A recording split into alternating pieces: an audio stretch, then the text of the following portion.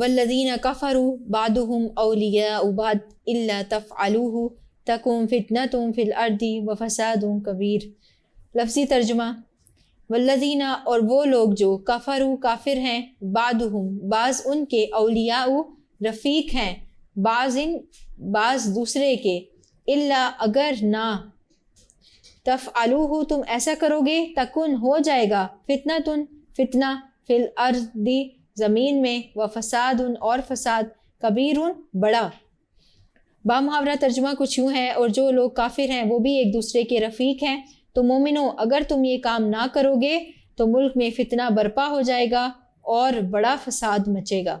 آیت نمبر 73 کی تفسیر و توضیح کچھ اس طرح سے ہے کہ جیسا کہ ہم نے پڑھا پچھلی آیت میں کہ اللہ تعالیٰ نے فرمایا کہ مہاجرین اور انصار ایک دوسرے کے رفیق ہیں، ایک دوسرے کے دوست ہیں، ایک دوسرے کے مددگار ہیں، ان کے درمیان ولایت کا اور اخوت کا رشتہ ہے۔ لیکن وہ لوگ جو کچھ وجوہات کی بنا پر ہجرت کر کے دارالاسلام میں نہیں آ سکتے، ان کا کیا حکم ہے؟ تو ان کا حکم یہ ہے کہ ان کی ولایت یا ان کی رفاقت یا ان کی مدد کرنا مسلمانوں پر فرض تو نہیں ہے، لیکن اگر وہ مدد کے لیے پکاریں تو پھر ان کی مدد کرنی چاہیے۔ اس کے لیے پھر اللہ تعالیٰ نے ایک شرط بھی بتا دی، لیکن پھر ان قوموں کے خلاف ان کی مدد نہ کی جائے جن کے ساتھ آپ کا کوئی میثاق ہے، کوئی عہد ہے امن کا، صلح کا۔ اب اس کے بعد اگلی آیت میں پھر اللہ تعالیٰ یہ فرما رہے ہیں کہ اگر آپ اپنے مسلمان بھائیوں کی مدد نہیں کریں گے جو کہ دارالکفر میں رہتے ہیں تو پھر کیا ہوگا؟ زمین میں بڑا فساد مچے گا۔ یہاں پر اس بات کی طرف بھی توجہ دلائی گئی ہے کہ مسلمانوں کو آپس میں ایک رسی کی طرح، ایک مضبوط دھاگے کی طرح آپس میں تسبیح کے دانوں کی طرح پروئے ہوئے ہونا چاہیے، یعنی ان کو ایسا طاقتور ہونا چاہیے۔ کہیں پر کوئی کمزور مسلمان ہے تو اس کو چاہیے کہ وہ طاقتور مسلمانوں کی طرف ہجرت کر جائے، وہ ایسی جگہ پر چلا جائے جہاں پہ مسلمان زیادہ تعداد میں ہو اور ان کا تسلط اور غلبہ بھی ہو، کیونکہ جب کوئی کمزور ہوتا ہے تو اس پر اٹیک کرنا بھی آسان ہوتا ہے، وہ پھر خرابے کی حالت میں زندگی گزارتا ہے، قسم پرسی کی حالت میں زندگی گزارتا ہے، ایک ٹینشن کی حالت میں اس کی زندگی گزرتی ہے۔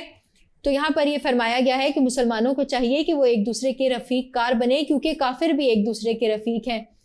ہمیشہ سے یہ طریقہ کار رہا ہے کافروں کا کہ وہ سب کے سب چاہے آپس میں دشمن ہی کیوں نہ ہو، اسلام اور مسلمانوں کے خلاف وہ سب ایک ہیں اور وہ جمع ہو جاتے ہیں جب بھی کبھی انہوں نے مسلمانوں کے خلاف کوئی تحریک چلانی ہو، کوئی منصوبہ بندی کرنی ہو، کوئی جنگ لڑنی ہو۔ تو جس طرح کافر ایک دوسرے کے رفیق ہیں، مسلمانوں کو بھی ایک دوسرے کے رفیق ہونا چاہیے اور ایک دوسرے کی مدد کرنی چاہیے۔ پھر یہاں پر ایک اور نقطہ بھی ہے، اور وہ ہے کہ بعض مفسرین یہ کہتے ہیں کہ اس سے مراد یہ ہے کہ کافر مسلمان کا وارث نہیں ہو سکتا اور مسلمان کافر کا وارث نہیں ہو سکتا۔ جیسا کہ ہم نے پڑھا کہ عربوں میں بھی وراثت کا ایک کانسیپٹ تھا، وراثت کا ایک نظام چلتا تھا۔ ظاہر ہے کہ باپ بیٹے کا وارث ہے، بیٹا باپ کا وارث ہے، لیکن جب اسلام آیا تو اب ان کے درمیان کفر اور ایمان کی حالت ہے۔ تو اب جو کافر ہے وہ مسلمان کا وارث نہیں ہو سکتا، مسلمان کافر کا وارث نہیں ہو سکتا۔ جو مسلمان تھے وہ ہجرت کر کے مدینہ آ گئے، اور جو ان کے رشتہ دار تھے، جو ان کے وارث تھے، ایک تو وہ کافر تھے اور دوسرے وہ مکہ میں ہی رہ گئے، تو اب ان میں جو وراثت کا رشتہ تھا وہ انصار اور مہاجرین کے درمیان ہی رہا۔